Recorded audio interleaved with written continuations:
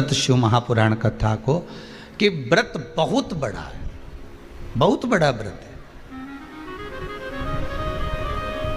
तो उसको छोटा करने का भी तो तरीका शास्त्रों में कहा गया है। गुरुजी, हरतालिका तीज का व्रत इतना भारी होता है, करवा चौथ का व्रत इतना भारी होता है, तीज का व्रत इतना भारी होता है कि हम कुछ भी नहीं खाते, यहां तक कि मुख में जल भी आता है ना तो उसको भी हम निगल नहीं सकते।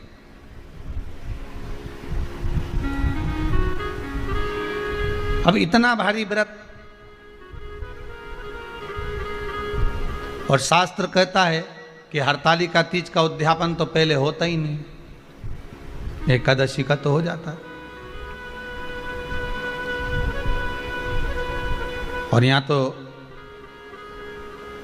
हरतालिका तीज का, अब एकादशी का तो आप 26 एकादशी जब आपकी पूरी हो जाए, 3 वर्ष बाद अधिक मास आ जाए, 26 पूरी एकादशी का व्रत कर लो, तुम 11 पे करो, तुम्हारी मर्जी पड़े, 26 एकादशी पर जब व्रत करोगे तो ये आपके ऊपर है, 26 पर करो।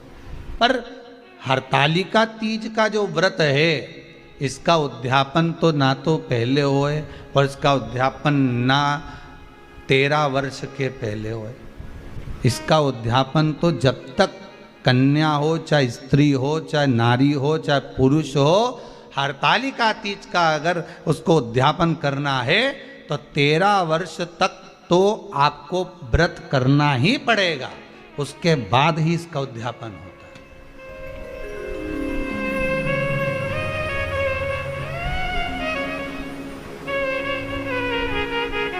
नहीं तो कहीं कहीं की माताएं तो बड़ी होशियार सोच के बैठी थी कि अब की साल उद्यापन कर, तो 13 वर्ष अगर आपके हो गए व्रत करते करते हरतालिका तीज का। हरतालिका तीज जानते हो ना?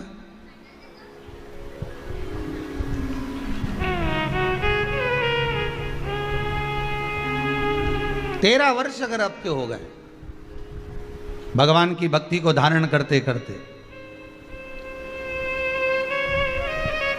13 वर्ष अगर आपके हो गए हैं भगवती स्मरण करते करते, उसके बाद में आप बड़े प्रेम से, बड़े आनंद से आप व्रत का उद्यापन करो, कोई मना नहीं। पर यदि आप उद्यापन कर रहे हो और आपका मन है कि मुझे उद्यापन करना ही है, तो 13 वर्ष तक जिस भाव से आप भगवान का व्रत कर रहे हो, साधना कर रहे हो, स्मरण कर रहे हो, उसी भाव से आप उसको करें।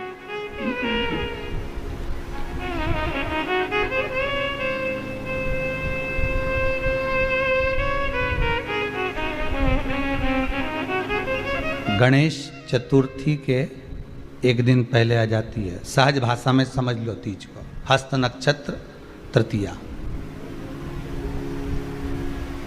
उसमें सबसे ज़्यादा जरूरी है हरतालिका तीज का पूजन अगर आप कर रहे हो, और हरतालिका तीज का अगर आप स्मरण कर रहे हो, तो उसमें सबसे ज़्यादा अगर कोई जरूरी है तो शंकर भगवान जहाँ विराजमान होते हैं उनके ऊपर उनकी 5 कन्याओं का होना जरूरी है। मतलब ऊपर फुलेरा बंधना जरूरी। फुलेरा का मतलब जानते हो? एक जैसे शंकर भगवान नीचे विराजमान है और ऊपर जो जलाधारी बनती है ना, तो जलाधारी की जगह पर शंकर भगवान की हरतालिका तीज के दिन जब नारियां पूजन करती हैं, माताएं पूजन करती हैं, कन्याएं पूजन करती हैं, तो उस पर जलाधारी की जगह फुलेरा बनता है, मतलब फूल की मालाएं उसमें लटका दी जाती है। अब कितनी माला लटकाना चाहिए? प्रयास करना चाहिए कम से कम 5 माला उसमें होना जरूरी है, और 5 से ज़्यादा भी लटकाओगे चलेगा, पर 5 से कम नहीं होना चाहिए फुलेरा। 5 कौन कौन है ये? जया, विषहरा, सामरीवारी, दौतली, देव। शंकर भगवान की 5 बेटी है। इससे अधिक अगर आप लटका रहे हो तो शंकर भगवान की और भी बेटियों का व्याख्यान है, मनसा है, अशोक सुंदरी है, ये शंकर भगवान की पुत्रियां। नर्मदा जी का स्मरण आ जाता है, नर्मदा है। तो ऐसा बेटियों का तो आप ज्यादा लटकाओगे चले जाएगा, पर कम नहीं। जैसे हरतालिका तीज का जो उद्यापन होता है, उद्यापन में एक सबसे मुख्य चीज क्या होती है कि जो भी आप वस्तु दान दे रहे हैं, जो भी आप वस्तु समर्पित कर रहे हैं, हरतालिका तीज के उद्यापन में जो भी सामग्री आप दे रहे हैं वो 5 होना चाहिए।